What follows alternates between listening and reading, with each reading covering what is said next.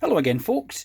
Yesterday, after I did the review of the Duratool D00672D soldering station, I went to pop it on my equipment shelf, as I like to call it, and found this, which I realised I hadn't actually showed you. It's a Yihua 938D set of soldering tweezers, or desoldering tweezers, and I have to say it is an absolute brilliant bit of kit. I mean, I got this, it was sold as new other on eBay. It had never been used. It's just a really good bit of kit, and I think I paid about 20 quid for it, and it's been worth its weight in gold for reworking, old Commodore boards and stuff like that.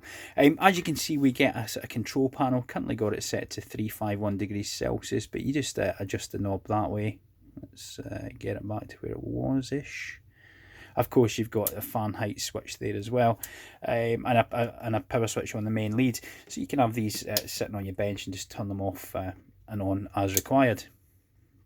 It comes with the holder, and of course this hasn't had water on it, but a little bit of compressed foam there. And the tweezers themselves are held in there solidly.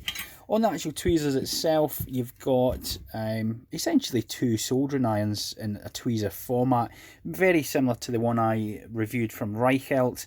Having got this now and comparing it to the Reichelt one, there is no comparison. This is far better. The tweezers themselves, the actual tips, if you like, of the soldering irons are much finer, more precise, and they just do a better job. We do have a little adjustment knob here, which, as you can see, adjusts the gait of the tweezers, and that's pretty much it. So I'll quickly show you how well it performs, and you can just clean it, of course, as you would do any other soldering iron.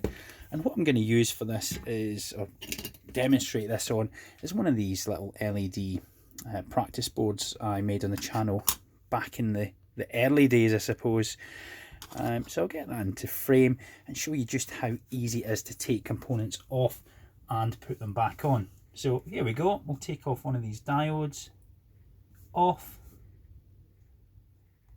and back on. Resistor here, off, straight back on. Let's do an LED. Whoops.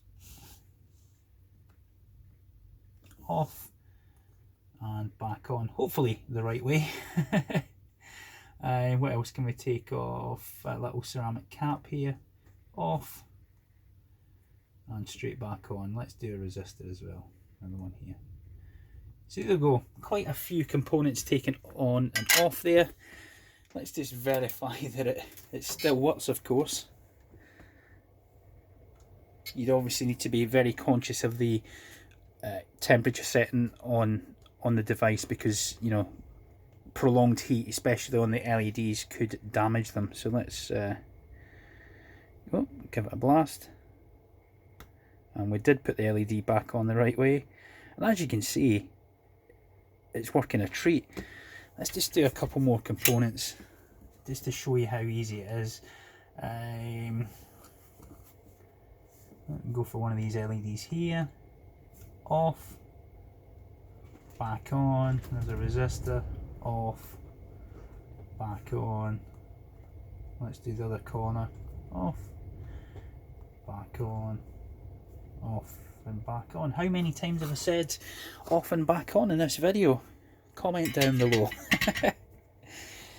And again, we'll apply power, just make sure we haven't goosed it. Working a treat. No dramas at all there. Great little bit of kit. Really, I can't honestly recommend that highly enough. Let me just zoom back out. Yeah, it's a great little bit of kit. Does a brilliant job. Is going to make soldering up surface mount kits really easy. I should say really easy, once you're experienced in building surface mount kits using solder or solder paste and hot air. If you get your components laid out, pre-tin the pads on your board, you're going to be able to smash components on there really, really quickly. But yeah, that was just a quick 5-minute review. Hopefully you enjoyed it or found it helpful. If you did, give me a thumbs up. If you thought it was a load of rubbish, give me a thumbs down. If you haven't done so and you'd like to do so, of course, clicking my fat head down here if you'd like to subscribe. I'd really appreciate it if you would. And yeah, as always, take care of yourselves and all the best.